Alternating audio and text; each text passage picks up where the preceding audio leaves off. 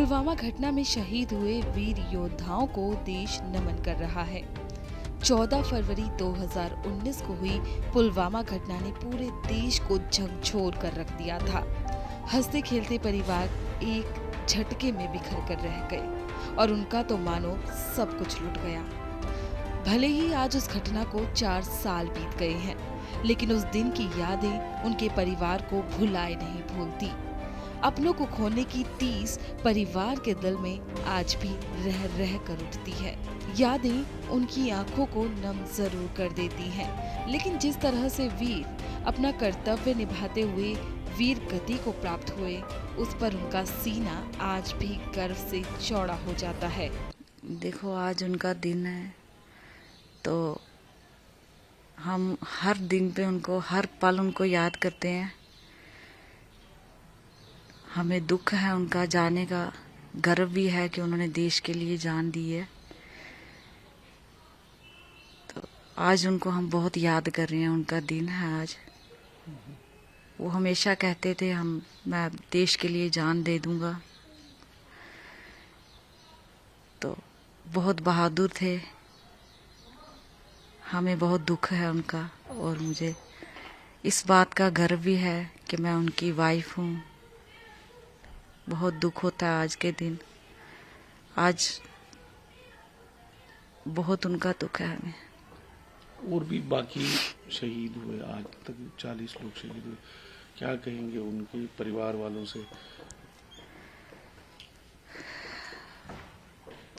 जितने भी लोग शहीद हुए हैं उनके परिवार वालों को दुख होगा आज के दिन, खास करके हर पल उनका दुख होता है। उनको अपने आप को स्ट्रॉन्ग बनाना है। अपने जो फैमिली है, बच्चे हैं, उनको स्ट्रॉन्ग बनाना चाहिए। जिनके भी जो भी शहीद हुए हैं, उनकी फैमिली को स्ट्रॉन्ग बनना है। किस तरह का उनका, जब वो जाते थे अपने काम के लिए, कितना उनमें पैशन था, कितना वो इस काम में जुड़े हुए थे और कहते थे बहुत कि मैं अच्छे तरीके से जुड़े हुए थे। हर काम उनको पहले करना है। जो भी काम है ड्यूटी के लिए, तो वो पहले ही निकलते थे। हर काम उनको जल्दी करना था, अच्छे से करते थे। लेकिन ड्यूटी देश के लिए उन्होंने अपनी जान दी है। ये कोई छोटी बात नहीं है। देश के लिए मर मिट गए हैं। इस बात का हमें गर्व है कि वो देश के लिए अपनी जान देंगे। ये नम आंखें आज भी उस हादसे से बाहर नहीं निकल पाई हैं, लेकिन हमारे देश में कुछ लोग ऐसे भी हैं जो पुलवामा जैसी घटनाओं को संदेह की नजर से देखते हुए सवाल खड़े करते हैं। ऐसे में इनके दिल पर क्या गुजरती है, उसे पीड़ित परिवारों को देखकर समझा जा सकता है। शहीदों की शहादत के में राजनीतिक नहीं होनी चाहिए, वो सबूत नहीं होनी चाहिए। मेरे से भी कोई सबूत मांगता है तो मेरे गुस्सा आता है, और जब राजनीति करते हैं तो वीरांगना को बहुत गुस्सा आते हैं। ये राजनीति की शहादत के लिए नहीं करनी चाहिए उनको। वो मेरे भाई जो सैनिक हैं वो देश की रक्षा कर रहे हैं, और वो शहीद हो जाते हैं, उसमें राजनीति करते हैं तो हमें बहुत ठेस लगते हैं, हमें बहुत गुस्सा आता है।